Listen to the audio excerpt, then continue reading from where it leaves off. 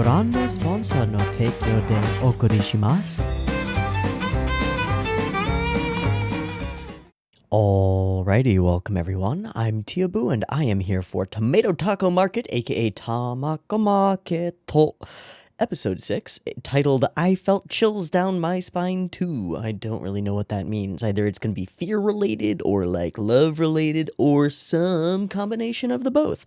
Last week's episode, we went to the beach and did some things for a trip, and we tried to swim before that, but then we went to the beach and swam anyway, and I did whatever. Most of the episode was focused around petty teen angst and shit, with Midori and Mochi Mazui. Nope, Mochi Zo, battling without really knowing it over the completely oblivious affections of Tamako, which is kind of silly for them to do since she has no idea what's going on. But it also makes perfect sense and reminded me a lot of a bunch of things from my personal romantic past that I definitely didn't want to be reminded of. So thank you, Tamako Market, for dredging up old memories and making me re-feel feels that, ow. Yeah, it was a strange episode. I would say not my favorite episode so far, but by no means a bad one or in any way a problem. What's this next one gonna be about? I really don't know. We've been skipping around timeline-wise a whole shitload. I don't know.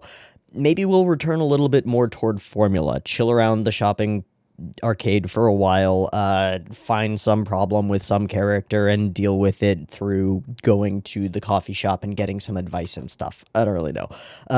Could be anything. Let's give it a shot. Things that I want. Before I jump into that, I want more Kana stuff, because she's been like in the background and stuff, and it would be nice if we had some more Kana stuff, because she's great.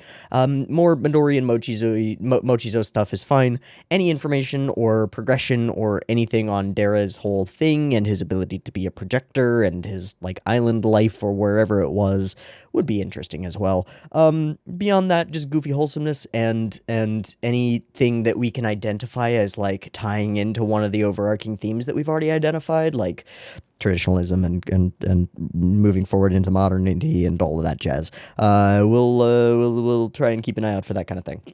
That's all I have to say here at the beginning. I've got no idea what's coming for this episode, so let's just fucking watch it. All right, I've got episode 6. I'm using the same version that I've been using the whole time. Thank you, DC. And let's just do it. I've got the episode up. It's sitting at 0 seconds. There will be 2 versions of this reaction. Picture-in-picture version with the video up there will be in the description. Turn-based version up on YouTube. If you want to do a syncy thing, sync up your own copy, you're welcome to do so. Just get your copy ready, because the beep-beep timer to count you down is coming at you right now. I don't know why I did it that way. I always do it a weird way. Whatever.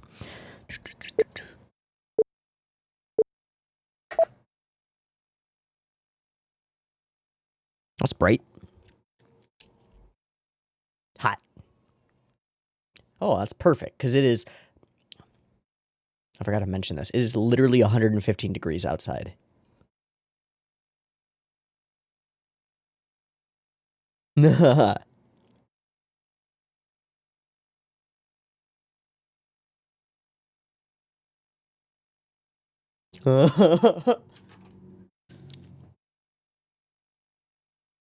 Why? It's a rock.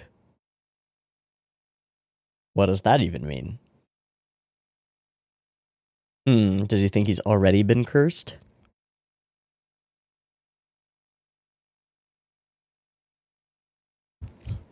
Welcome to life.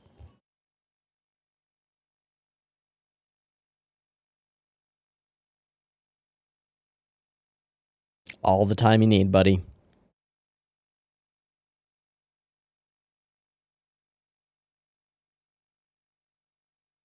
Okay. This is a very strange episode so far. Who is directing? What the fuck are these angles and things? This is completely, utterly different. Like, Steins Gate episode 1, different. Oh, because it's too hot. Maybe.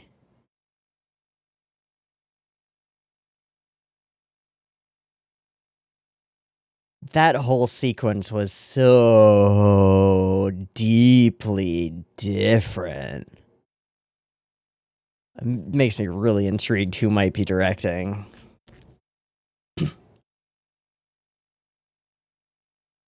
Like the stepping next to the dead cicada in the outset of like that tells us that it's like August or September or October, like it's end of summer-ish, you know? Because dead cicada. And then those angles and the blown out lighting, emptiness and void, and the slow turns that Tamako makes and the lighting on her face throughout. I'm just replaying that whole introductory sequence in my head. Are we gonna switch back to normal style? We'll be able to tell within like 3 scenes of starting again. Kind of hope that it's completely different all the way through, because that would be really interesting.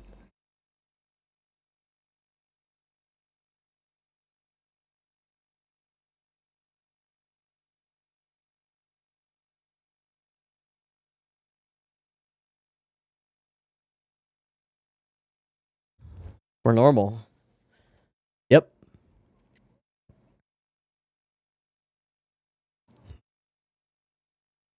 Yeah, shut up.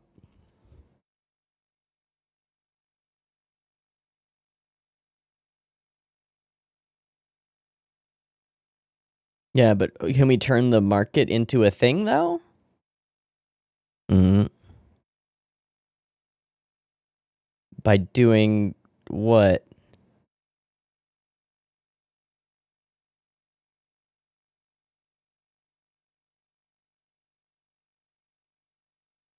What? What? That's kind of a nonsense. Why would a haunted... Wait, what? I mean, then the chills on the spine equals... Ah. This is different.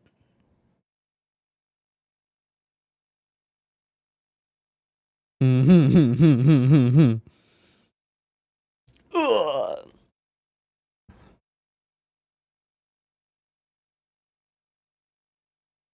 Mm-hmm. Sure. I recognize one of those yokai with the big long neck thing. All right. Oh, right. Yeah.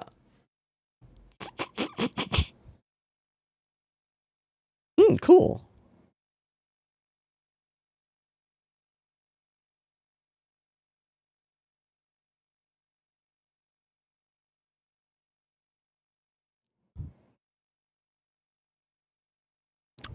Totally. Yeah.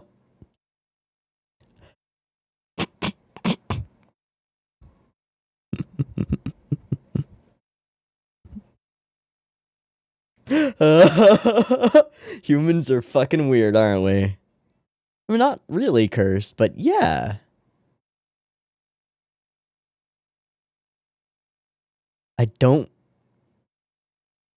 understand how it cools you off, but okay.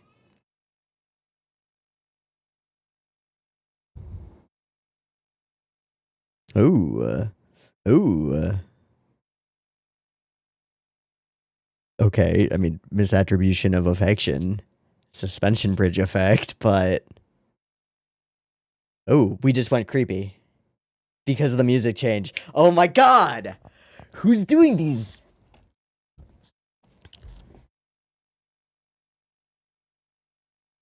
There is a scaredy cat?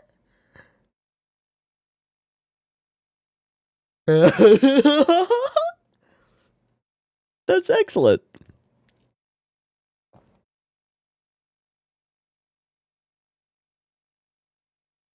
Ah, do it. Do it.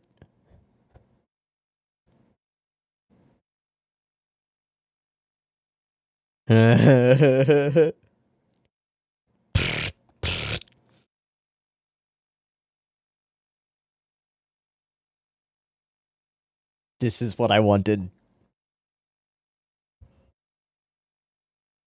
Yeah. Any boxes. Yeah, everybody gets deliveries all the time of all their shit that they sell, so... Boom, boxes. Obtained. Thanks. They'll become evil something, I don't know. Great. Sure. That's super weird.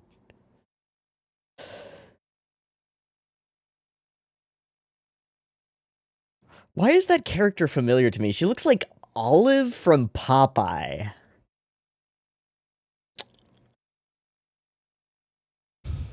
That's what I'm thinking.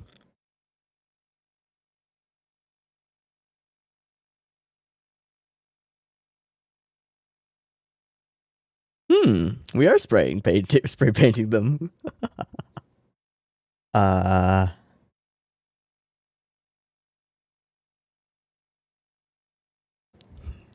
Having your talking bird run errands. That's great. Sure.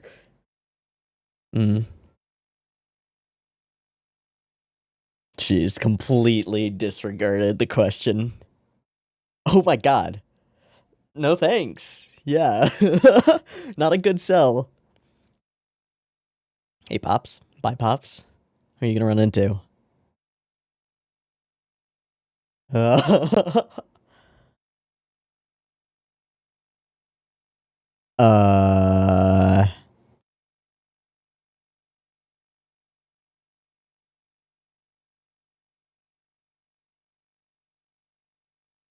Who wasn't, though?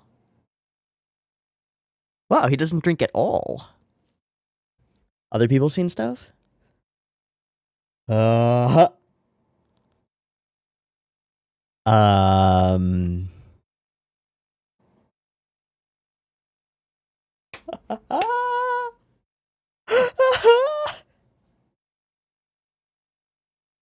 Certainly. Is Dara overhearing this? It's gotta be something normal. Nope. Oh shit.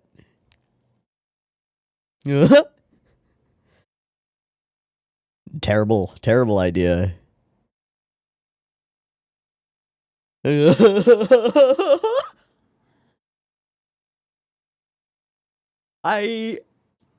Oh my god, all the adults are terrified of everything. There are monsters around. Nope.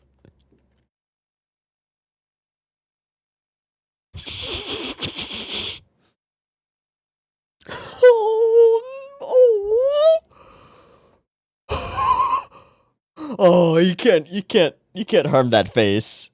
Oh, such a guilt trip. The whole crowd moving. Huh? Alright. Of course. What is it? Oh, nice.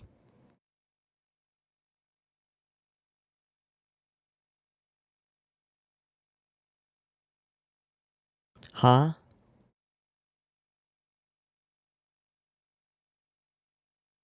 Is this for the cleansing? Holy shit. Oh, I see. For keeping away vampire. Just keep it on you and don't take it off. Oh my god, they're all gonna come through giving more garlic and crazy things and like burning incense or something. Hi. Is that sage or something?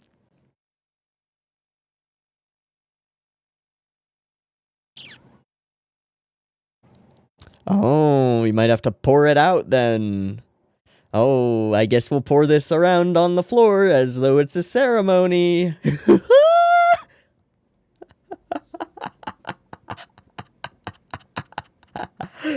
Bye!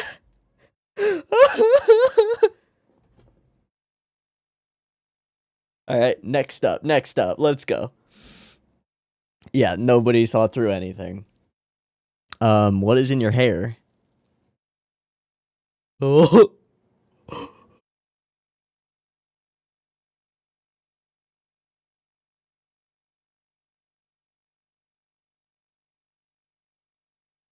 Oh, he's got a little thingamajiggy. Uh-huh. A ritual.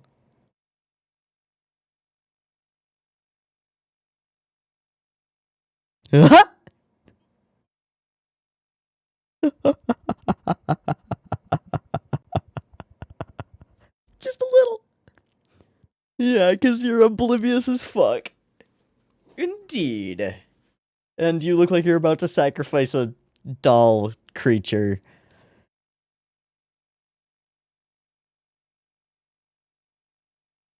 Indeed. Uh-huh.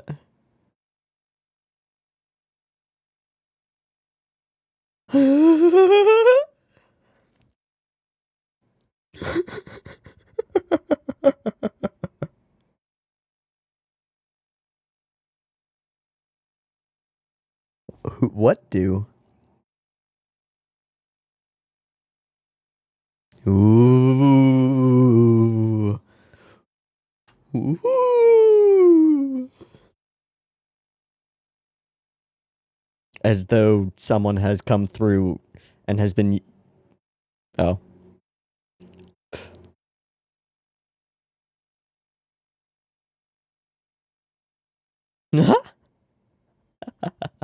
Oh no. Okay. Wait, those flowers just bloomed. Just because it's so warm outside? Something's happening.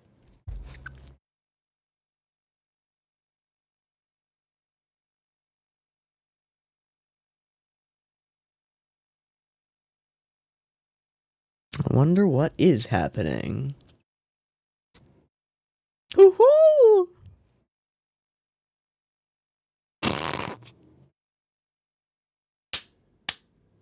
Excellent. Oh, yay.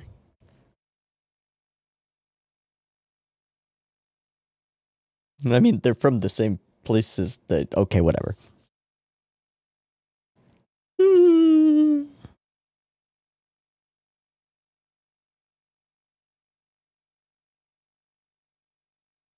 Oh, but you're a scaredy cat and Shiori's not.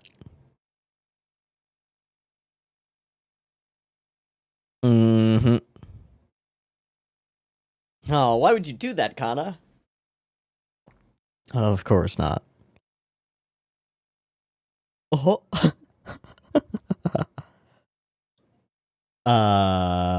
Is this gonna be a dance number? It is. I thought so.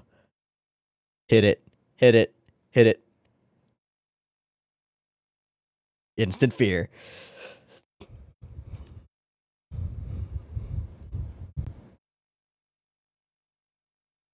Well, that was fun. I think Shiori's just a little skeptically and. Oh, that makes sense.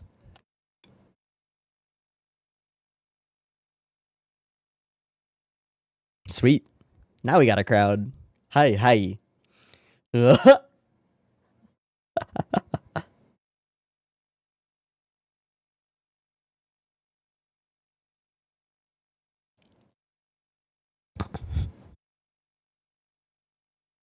What a pleasant prayer. I think that people are just into the yeah. I think people are just into the idea of the haunted house. I don't think there's a curse going on here, yo.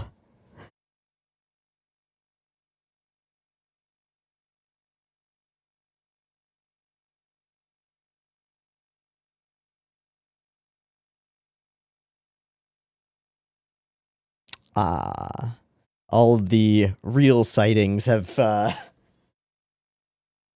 Hmm. Hmm. I'm sure there's a normal explanation for all of this.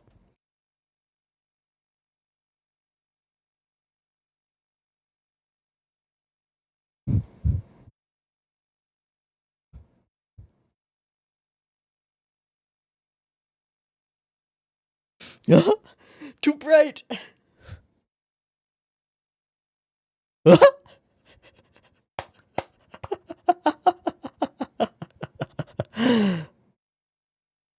Yeah, what about those?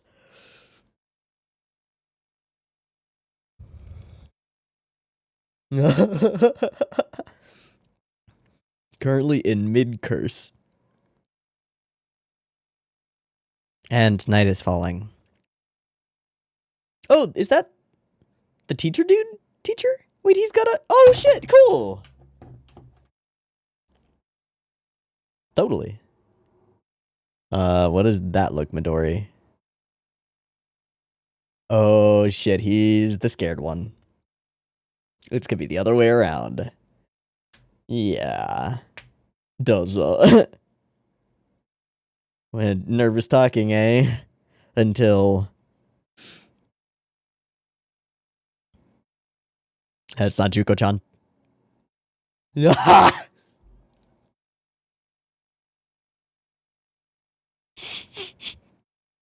Got him.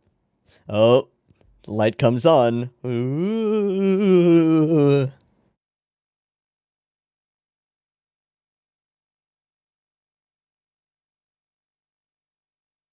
Oh, Jesus. Feels nice, though. Oh no, he's wandered the wrong direction. Fuck that.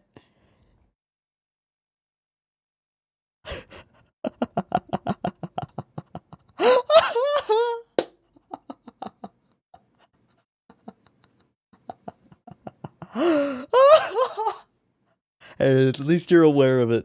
Good job. Excellent. Okay, what's the truth behind the things we were seeing? Oh, everything's active.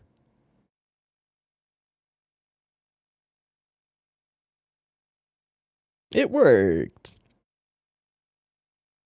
Hmm.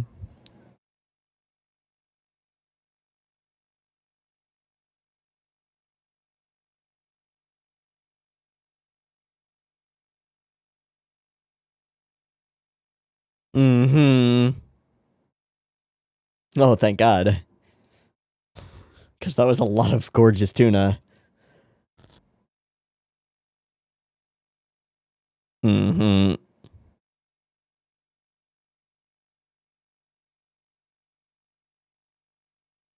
Bastard.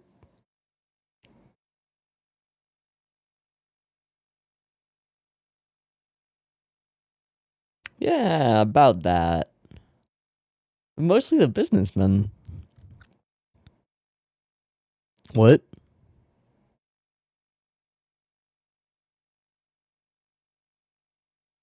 Oh my God.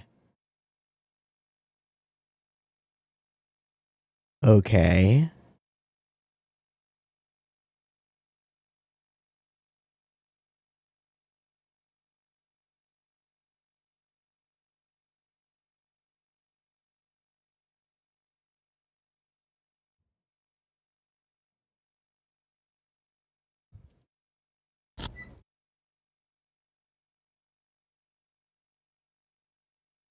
Okay, and she told him that because...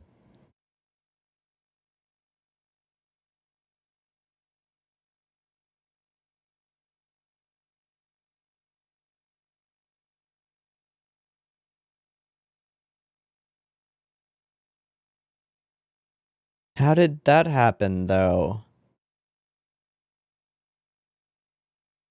Oh, Jesus.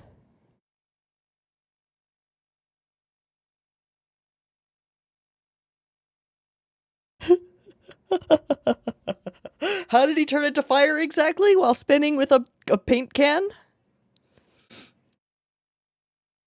The little clown hugs. Otto! Wait.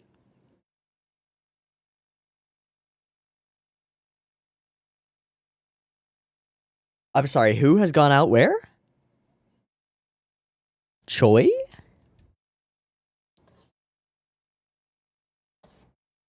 Ooh, it's a transitional episode. Something's gonna change. Someone's going to... Hello! Of course she thinks that. So, that tells us that she's from the same place, and hello. Okay. This feels like it's gonna be a short discussion. That's okay.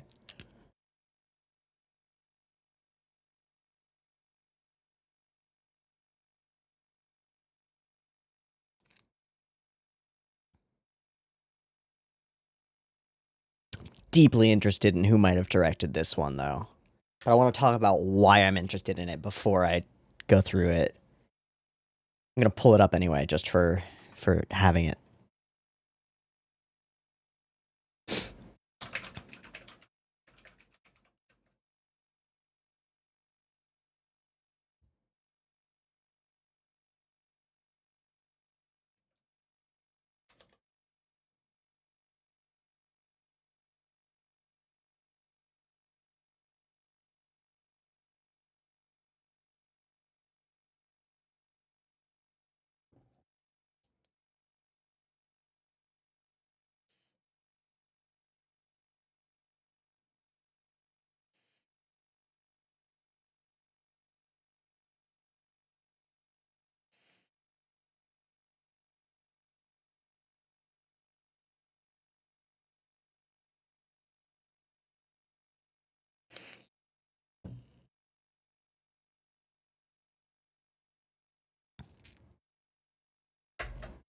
Okay.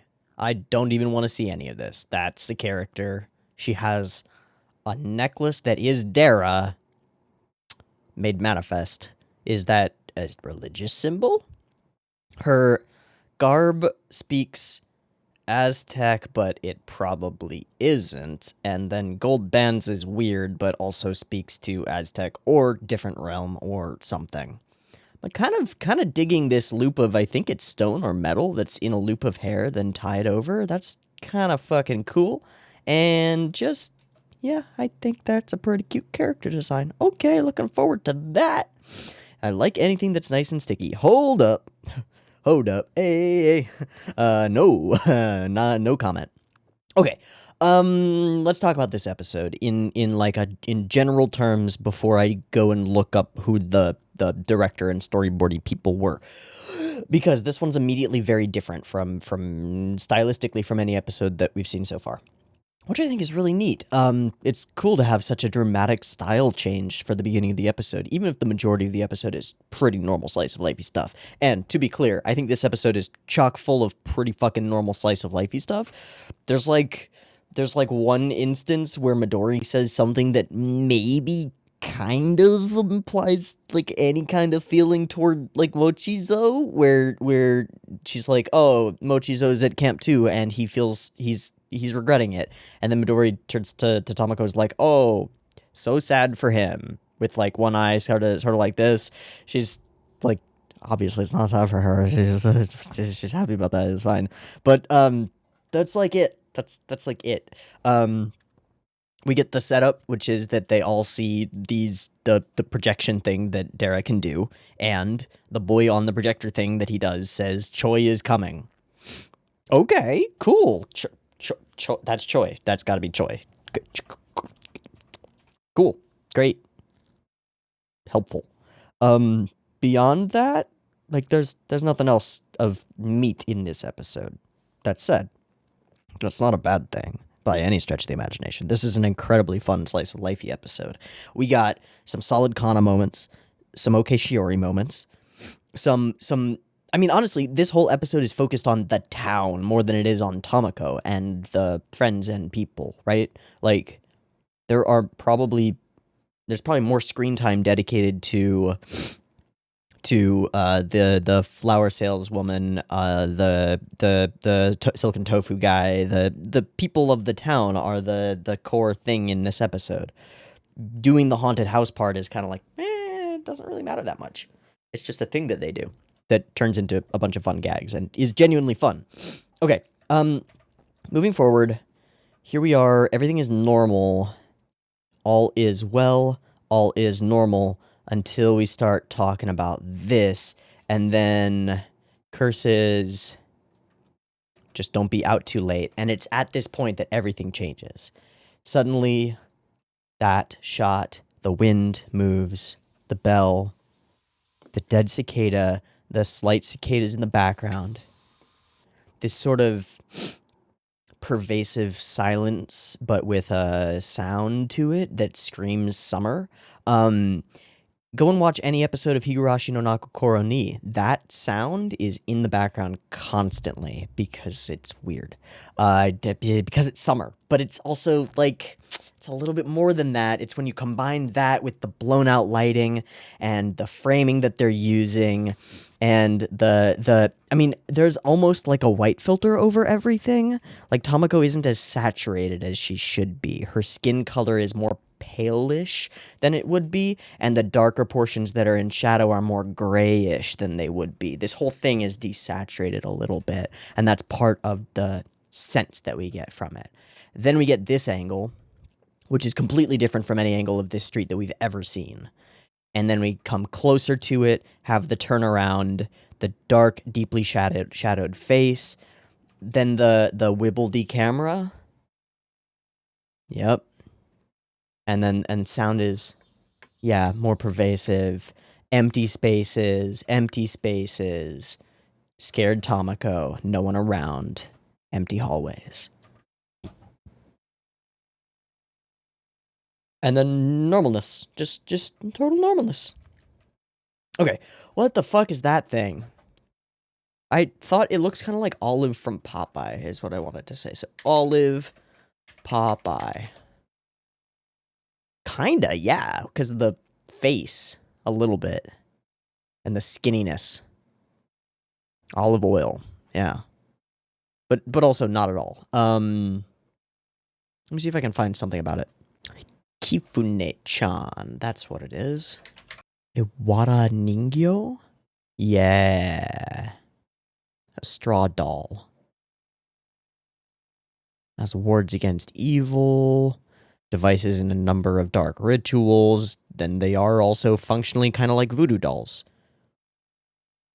So the whole, yeah. Long nails, a mallet, pre-written curses that you pound into the thing. So that's the whole idea around it. That makes sense. Cool. And then the joke is that it looks like stringy natto, I guess.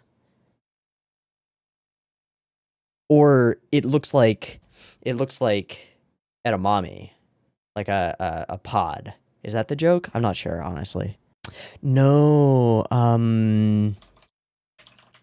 no, it's waranato, which is natto within a bundle of like straw to compress it and allow it to ferment. So it looks like that, but it's full of natto inside, and then you break it open. I see. So it looks like that's the joke. Cool. That makes a lot of sense. Okay. Wagadwis. Let me move to the beginning. All right. Things that are odd.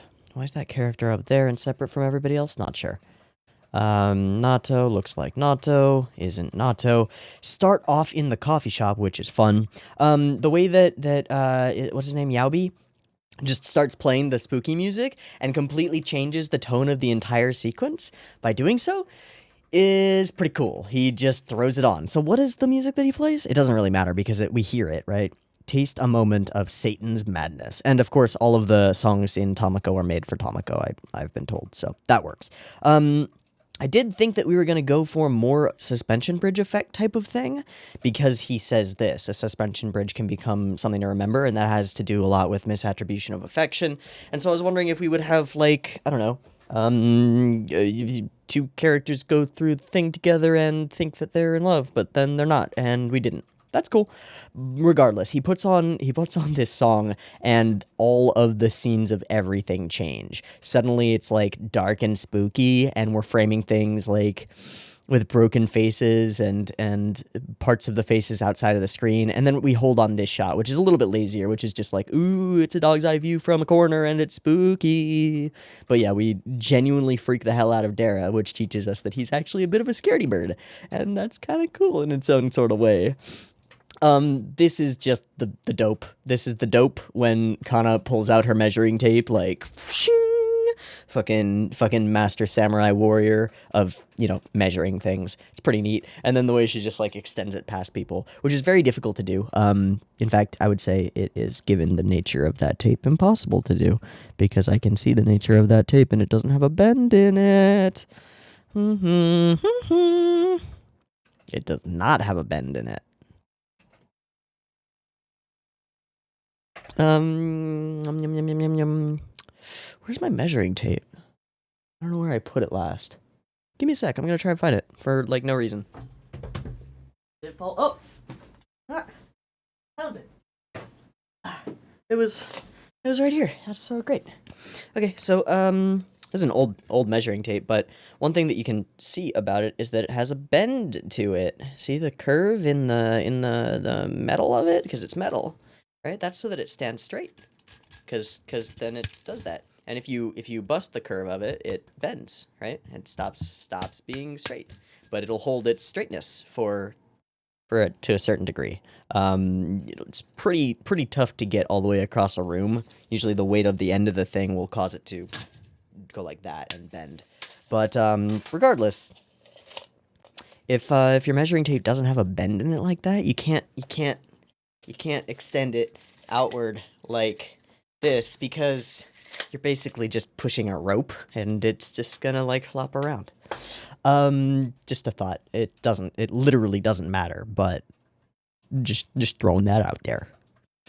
Alright, Kana getting serious mode is pretty fucking awesome, and everybody getting in on helping with the whole situation is also pretty fucking awesome. The call for boxes goes out, and boom, we got boxes. Tons of boxes. It's great. Okay, flyers. Have to do something. What was the... They're just cherry blossoms. Will that lure customers in?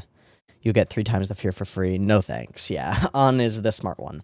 This is kind of fun that we get a scene with just Dad just like walking around. Of course, it's because he's going to see a will-o'-the-wisp, supposedly. Why is it on fire? I really don't know. I really don't know. Okay, I love the way that the town interacts around this whole situation, and the stories that they tell, and the way that they all interact over the whole course of the thing, and just how kind of crazy they get about it. I forget this character's name, the Silken Tofu guy, but there are a couple things in this episode that are around him that are a little odd. This is one in particular. The flower saleswoman falls on him, and he has dramatic trouble keeping her upright. I don't think that's meant to imply that she's heavy, more that he is weak. And then a bit later, when we throw him forward into the place to do the salt and, like, give them the little totem thing, there's a line about, like, prove that you're actually a real man, which is a little fraught, but, well, whatever. He has a rep, I guess, for not being the manliest of manly men. That's fine. Yeah. Okay, so then there's this. Have to do all the cleansings.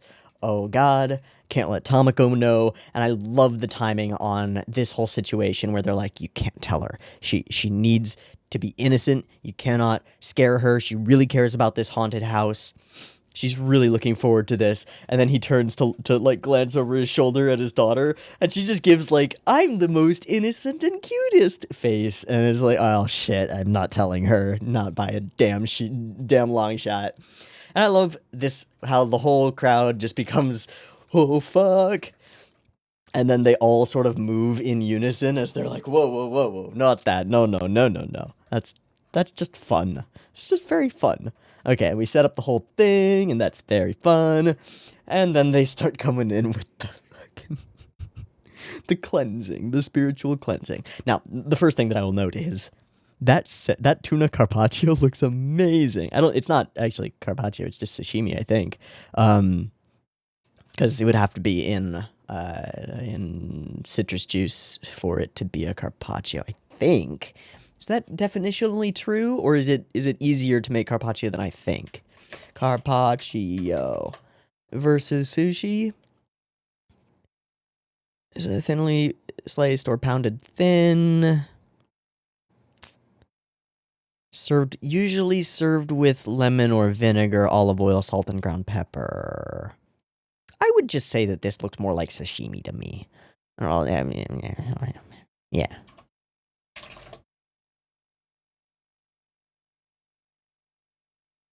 Plus, it's not thinly sliced enough to be truly carpaccio. Okay. Just checking. And then the garlic thing, like, yes, to keep away vampire, yes. Secrets. Suvo.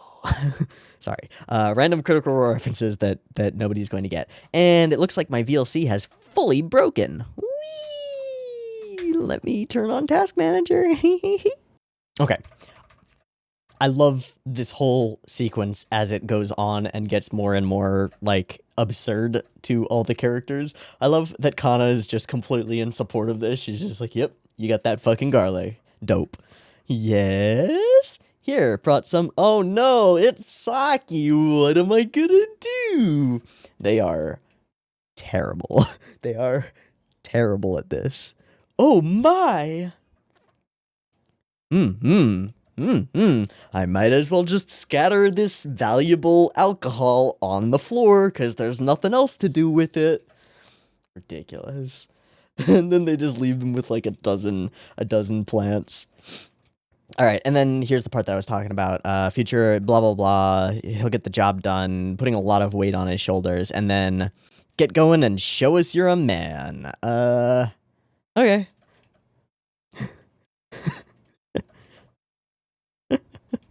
He has no idea how to do this, but that's okay. They're kind of oblivious, so it kind of doesn't matter. Excellent. Now, what I love is that they're all kind of inadvertently adding to the hype around the haunted house. Although they are all getting like completely freaked out every time. This is very fun. How she's like, "Are you going to go?" And they're like, "Nope, no, not at all. Definitely not." They come out. There are footsteps with water in the bathhouse. Woo! No shit. There are drips of water near the faucet. No shit. It rains. Still. So there are 3 instances of totally like normal things that occur that aren't creepy at all, and they freak out about those, but they're completely normal. And then there are 2 instances of genuinely creepy things that occur, but that have to do with Dara, and it's all Kana's plan in the long term, which is kind of awesome. All right, I need to see the way that they all move together when they all start to move together. Boom. Just like this whole thing.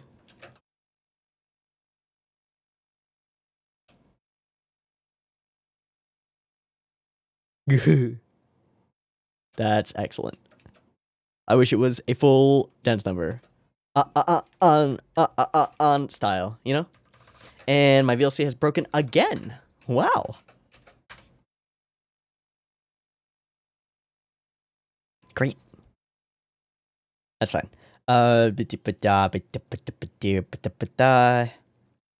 curse? No, it's just popular, fam. It's just a popular haunted house, and that's awesome.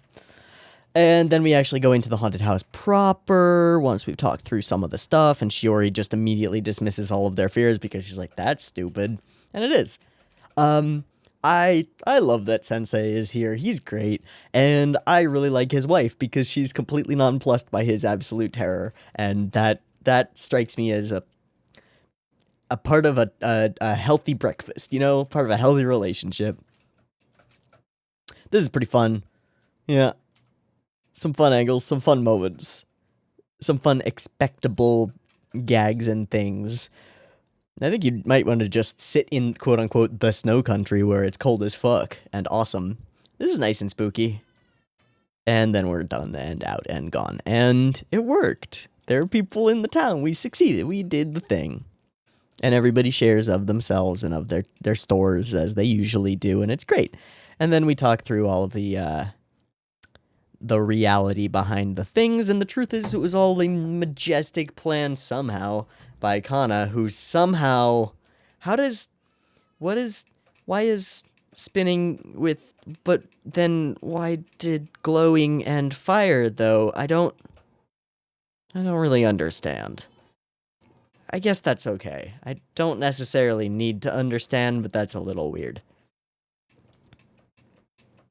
How did he glow, though? Regardless. Boom. Choi has gone out there, so keep an eye out, okay? Also, nope. And then Choi arrives. Girl's got nice legs. Just saying. And then she smells something, right? This scent? I wonder what she smells. Maybe it's mochi. His name is Mochi Matsui. Maybe they know about mochi. Maybe she smells mochi. Maybe she hates mochi. Ooh. Maybe she loves mochi. Ooh. I don't know. Okay. Pretty short discussion overall. Fun episode. Not a lot of meat to it, I don't think. And not a ton of crazy animation, but quite a number of interesting direction sequences. Alright, who was in charge of it? Storyboard, episode director, potentially animation director. I'm interested in all three roles. Let's check. I thought I pulled it up. Did I not pull it up? I pulled it up but didn't look at it, right? No, I guess I didn't. ANN Tamako Marketo. Tamako Marketo. Episode 6, not 7, 6. Eisaku Kawanami on storyboard and episode direction.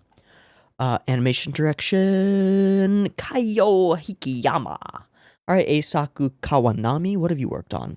Beyond the Boundary, Clannad, bunch of free. Whoa, directed a bunch of free, storyboarded a shitload of free, storyboarded a good bit of Chunibyo stuff, which I get because some of the humor in this episode was quite similar. Key animation on all seasons of K-On! Unit director on the Love Story film. That's interesting. Storyboard on some episodes of Hibike and Hibike 2 and Hibike movies. Unit director and key animation on A Silent Voice. So a lot of work with Yamada in particular and general work on KyoAni shows in general. Not a lot that strikes me as like massive creative control, and nothing that jumps out to me as like, oh, this storyboarder and episode director understands how to horror, because I got the distinct impression that the person directing had a pretty good understanding of horror, because to play horror as a bit of a joke takes a little bit of skill and deftness, I think, but I don't really know. Okay, not the most informative thing to find out, but that's okay. We're gonna have a new character next week, and it's gonna be big, I think, because it finally introduces the biggest back burner element of this story since episode 1, which is Dera's homeland and where he's from. And now we're gonna have a character who has not grown up in the shopping arcade entered the shopping arcade, an outsider, a true outsider, seemingly from some kind of place that doesn't have technology, but maybe does. It's kind of hard to tell. I wonder how that will tie into any of the themes that we have going on at this point, and I wonder what her goal in being there is. Is she there to take Dera back, or is it more normal than that? I don't know. We'll find out. Okay. I'm comfortable with this reaction. Not the most in-depth discussion, but there's not the most meat on the bones of this one. It's a tasty episode, but that's it. Okay, let's wrap. I've been Teeaboo. This has been Tamako Marketo, episode 6. I hope you've enjoyed it as much as I have, and I hope to catch you next week for the next one. If there are things that I missed in this one, or things that you think have more to them than I've let on, throw them in the comments. I'll read them, and I appreciate it. Yeah, that's it. See you next week. Peace.